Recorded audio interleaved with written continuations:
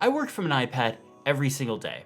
I use it to produce all the videos for this channel. I use it for my IT job. I edit photos on it. I've managed websites, and I've even produced podcasts from my iPad. I do it because I like it. I've built PCs in the past, I've used Macs, but the iPad is my favorite computer. This is going to be a series of videos, probably about 6 parts based on my daily iPad workflow. Part 1 is going to be all about my morning routine and kind of what I do to get my day started using an iPad. After that, we're going to be covering other things like writing code on an iPad, video production, productivity apps, and a lot more. So I'll put links to everything I mentioned in the description below, but let's get into it. The iPad I use is a 2020 iPad Pro with 1 terabyte of storage. I went with the 1 terabyte model because I just need that extra space for video and photo editing. I'm currently running the iPadOS 14 beta on my iPad, so if things look different because you're running iPadOS 13, it's okay. Everything in this series, except one thing that I'm going to talk about, will work on iPadOS 13. I start my day by going through my task manager and calendar. For task management, I use the app Things 3. I've been using it for a while. I kind of switch back and forth between a few other apps because I think the task management field on the iPad is really interesting, but I pretty much always come back to Things 3. For calendaring, I use Fantastical. I like to keep these apps in split view because I find they complement each other really well. I usually start by going through the Today view. I'll check to see what's going on and then I'll look at Fantastical to see how that balances. There's a few key reasons why I use Things. First up is the UI. It's a beautiful looking app. Second, keyboard shortcuts. You can navigate the whole UI basically from the iPad's keyboard. Not a lot of iPad apps do that. I really wish more would. But most importantly, organizational features. I think task management is an important tool for a lot of people that have busy schedules, but it can get out of hand if you don't keep it organized. Things has really helped me keep that balance. I do this by breaking up the parts of my life into areas. I've changed the way I've been managing my task manager a little bit. And instead of having individual projects for more detailed aspects of that part of my life, I now just have an area for quick single one-off tasks. For tasks that are multi-step or basically projects like videos, those get turned into projects. Here I can break the project down into multiple steps so it doesn't feel as overwhelming. Throughout the day, I'll add tasks to my inbox, and I'll kind of come through here a couple of times a day, clean up, add metadata, so anything like notes or due dates or reminders or maybe subtasks or anything like that that needs to be added to that task, I'll put it there and then I'll file it to whatever area or project it needs to go.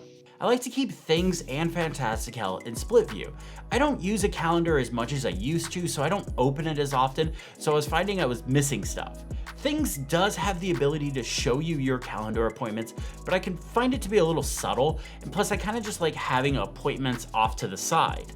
Fantastical has a really great UI, but there's 2 key features that brought me to the app. The first is natural language input. It's something Fantastical has had for a really long time. What you could do when adding a new event, you just type it out. So it could be get pizza at 5 p.m. at pizza place. And then it would add that in at that specific time with the location. The next feature is calendar sets. Now this is a newer one since they moved to a subscription model. What's great about this is you can show specific sets of calendar at a given point. So when I'm at my day job, I can just see my day job calendars. When I'm working on video stuff, I can just see those calendars. Or when I'm trying to plan out my week, I can see everything. Shortcuts is a big part of my workflow. This is how I automate a lot of my tasks. I'm a big believer in making your computer work for you and not the other way around. All computing platforms have some form of automation. Shortcuts is the one that applies to iPad and iPhone. And honestly, it's my favorite. I've used Automator and AppleScript and PowerShell in the past. They can get a little convoluted. I like shortcuts. I can build what I want to quickly and get to using it. Shortcuts works around building block code, so you're not sitting there having to type out if statements or booleans or anything like that. You just drag and drop the block. I mainly use shortcuts to speed up my workflow. One of the main ones I use is for adding tasks to the inbox in Things 3. The way this shortcut works is pretty interesting. It starts with an ask for input option, and I can type in a task, but I can actually type in multiple tasks by making them separate lines. It will then split those tasks up and then repeat within the shortcut. So every line becomes a task, and each one of those tasks get added to the inbox in Things. This is really handy for making something like a checklist. One shortcut I use every single day is my journaling shortcut. I made this shortcut earlier this year, did a whole detailed video about it, but I really like this shortcut to help me get in the right headspace for the day. So the way it works is when I run it, it'll give me some options on how I want to input data into it. I mostly use the blank template so I can use the Apple Pencil with it. It starts by asking a couple of questions about how yesterday went and how you want today to go. Then there's an area for things you would like to accomplish for the day. And then there's a handwritten journal part. This is where I like to write out my plan for how I want that day to go and how I can accomplish those tasks I had just written about. This is the only journaling that has ever stuck with me. Another shortcut I use is all about time tracking. Now, I totally understand time tracking is not for everyone, but this shortcut shows off what Shortcuts is capable of. So I kind of want to walk through it really quickly. But first, let me explain what time tracking is for those that don't know. I have a terrible work-life balance. If it was up to me, I would just work all the time. So what time tracking does is it allows you to build projects within it.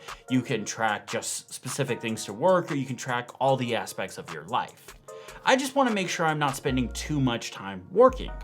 So I put projects in a service called Toggle. Now, Toggle in this handles all the time tracking, the reports, the project management, that's all handled there.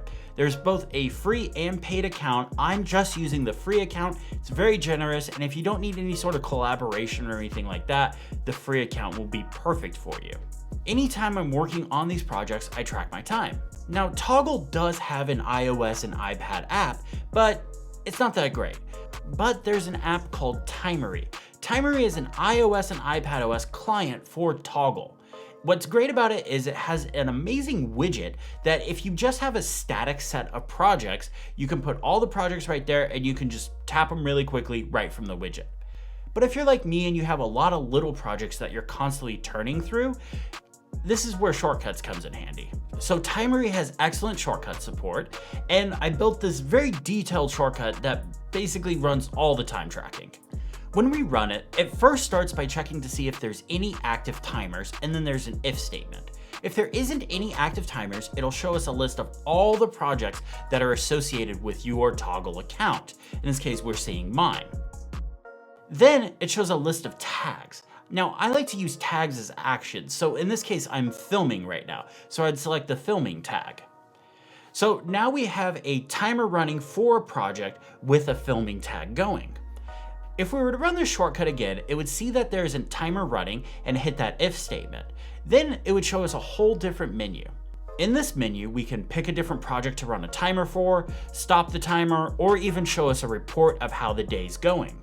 This is a great example of how shortcuts can dynamically change to meet your needs. I know all this productivity stuff may seem like I'm micromanaging my life right now, but I do have a terrible work-life balance, and this helps me keep a balance between work and personal life.